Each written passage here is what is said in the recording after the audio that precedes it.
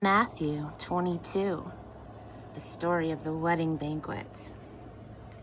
Jesus responded by telling still more stories. God's kingdom, he said, is like a king who threw a wedding banquet for his son. He sent out servants to call in all of the invited guests, and they wouldn't come.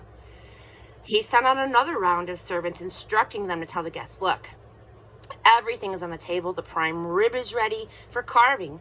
Come to the feast. They only shrugged their shoulders and they went off.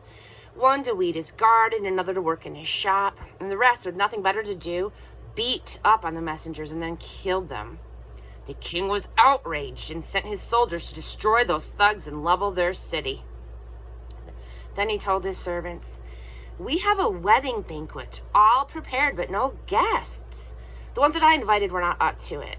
Go out into the busiest intersection in town and invite anyone you can find to the banquet. The servants went out into the streets and they rounded up everyone that they laid eyes on, good and bad, regardless. And so the banquet was on, every place filled. When the king entered and looked over the scene, he spotted a man who wasn't properly dressed. He said to him, friend, how dare you come in here looking like that? The man was speechless. Then the king told his servants, get him out of here fast. Tie him up and ship him to hell. And make sure he doesn't get back in.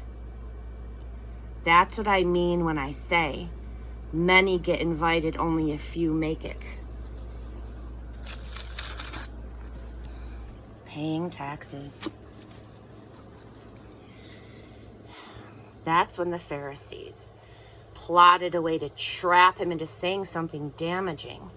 They sent their disciples with a few of Herod's followers mixed in to ask, Teacher, we know that you have integrity. Teach the way of God accurately, and you're indifferent to popular opinion, and you don't pander to your students. So tell us honestly, is it right to pay taxes to Caesar or not? Jesus knew that they were up to no good. He said, why are you playing these games with me? Why are you trying to trap me? Do you have a coin? Let me see it. They handed him a silver piece. This engraving, who does it look like and whose name is on it? They said Caesar. Then give Caesar what is his and give God what is his. The Pharisees were speechless. They went off shaking their heads. Marriage and resurrection. That same day, Sadducees approached him. This is the party that denies any possibility of resurrection. They said, Teacher, Moses said that if a man dies childless, his brother is obligated to marry his widow and get her with child. Here's a case where there were 7 brothers. The first brother married and died, leaving no child, and his wife passed to his brother. The second brother also left her childless, and then the third, and on, and all 7. Eventually, the wife died. Now, here's our question. At the resurrection, whose wife is she? She was a wife to each of them. Jesus answered, you're off base on 2 counts. You don't know your Bibles, and you don't know how God works. At the resurrection, we are beyond marriage. As with the angels, all of our ecstasies and intimacies then will be with God. And regarding your speculation on whether the dead are raised or not, don't you read your Bibles? The grammar is clear. God says, I am, not was, the God of Abraham, the God of Isaac, and the God of Jacob. The living God defines himself not as the God of dead men, but of the living. Hearing this exchange, the crowd was much impressed. The most important command. When the Pharisees heard how he had bested the Sadducees, they gathered their forces for an assault. One of the religious scholars spoke for them, posing a question they hoped would show him up. Teacher, which command in God's law is the most important? Jesus said, to love the Lord your God with all of your passion and prayer and intelligence.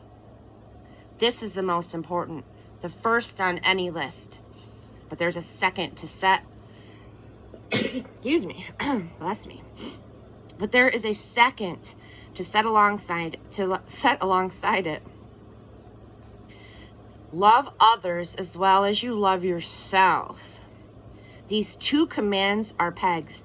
Everything in God's law and the prophets hang from them. David's son and master. As the Pharisees were regrouping, Jesus caught them off balance with his own test questions. What do you think about the Christ? Whose son is he? They said, David's son. Jesus replied, well, if the Christ is David's son, how do you explain that David, under inspiration, named Christ his master? God said to my master, sit here at my right hand, and I'll make your enemies your footstool. Now, if David calls him master, how can he at the same time be his son? That stumped them, literalists as they were, unwilling to risk losing face again in one of these public verbal exchanges. They quit asking questions for good.